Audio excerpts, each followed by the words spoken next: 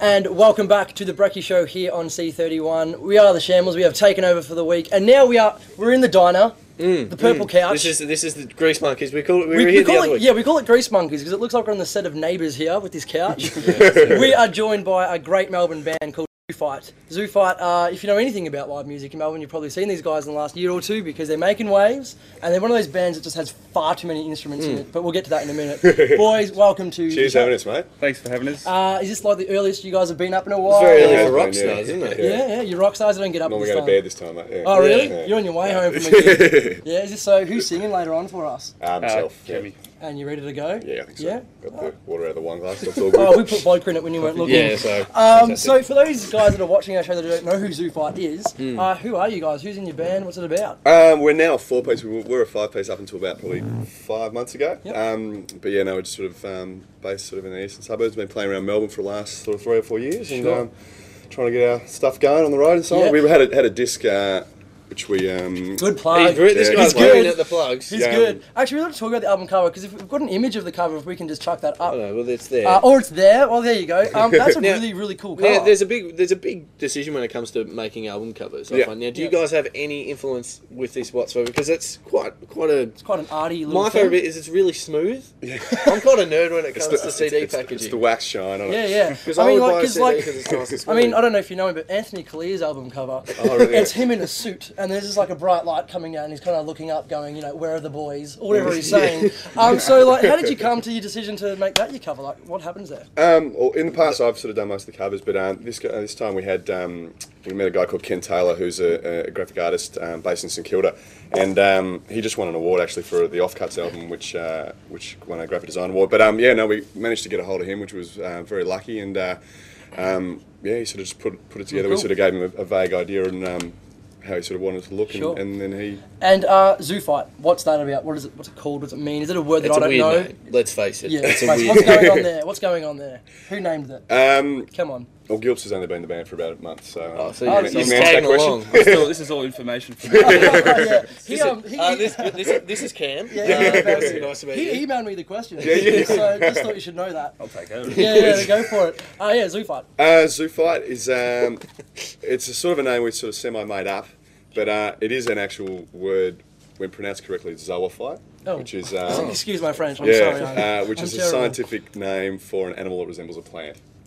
Right. So it has got meaning. That's way too much So thinking. it's a drug reference. Yeah. Pretty much. Is that what you're trying to say? And we've also found out there's not many Z's in the CD racks in stores. That's so very we thought true. it's In when JB. That's At it. the end of the catalogue. Yeah. Yeah, you and Zebra mating calls. Massive bands. Yeah, Massive are Melbourne you band. out selling them at the moment? I hope so. I'm trying to, yeah. We couldn't get them in Not today. moving many units, so... Now, one of the biggest things, because you guys used to, a lot of people, like, I think me and Nathan, we first used to always play down at the Hawthorn. At the Hawthorn? Was that you guys? We're talking years ago. Covers days? Was that that you guys? It was you guys. Yeah, because I'm a bit older now, but in my heyday. We used to go there, and the reason we remember you guys was because all the girls that we used to go with used to call them Hot Hawthorn Band. And really? all the girls wanted to have relations with everyone that was in your band playing. Relations? So who's still... Is What sort of girls are you hanging out with?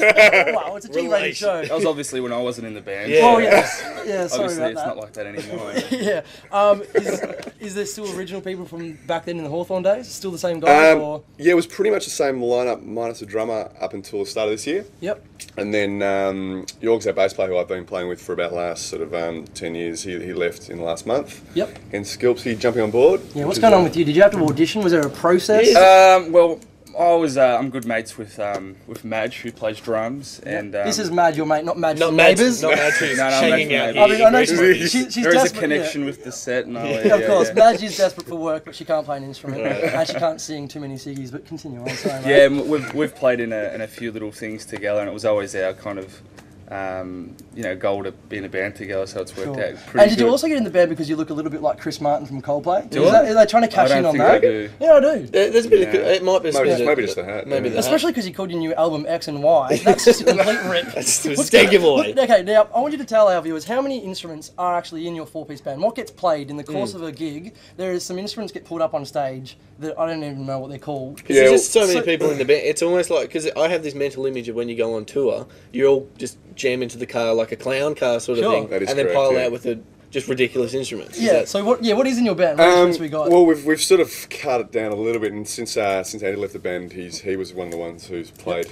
as many instruments as he could possibly get his hands on. So now it's bass drums, electric guitar, and then I play 6 and 12 string guitars and bongos. And no bongos anymore. What? But Get out. Get out. Why are you here? We were told specifically the bongos. Alright, so there is a didgeridoo in your band. Didge is in there, yeah. Didge, is that and so? there used to be trumpet and percussion. Right. And Now, how do you know that you can play the didgeridoo? Like, did you just wake up one morning and go, "Oh, Ernie Dingo was really good on Great Outdoors last night. Can I play the didgeridoo?" Like, how does that come across? How does that come out? How do you find that out? I know, it's an interest that I think James, Andy, and myself had about 5 years ago, and just sort of we bought a couple and just sort of started playing. And I think I suppose John Butler and JB Road influence might have played a part there. Can you make any cylinder sound like a didgeridoo? You can try, yeah. All right. Can you? We've got it's the best thing I could find. Shambles challenge. Now this is the Shambles didgeridoo. It's a cardboard pole. Yeah. I don't know how we're going to get this near the microphone. This is going to be a bit awkward. But can you just try maybe that way? And if you can make sound out of that, we'll be really. He could probably stand behind here. Maybe you go stand about here. Quick, yeah, this is live television. Chop chop. All right. I'll play this in the background while he does this. So if you could, not in my ear. Don't deafen me. All right, here we go. Let's make that sound like a didgeridoo.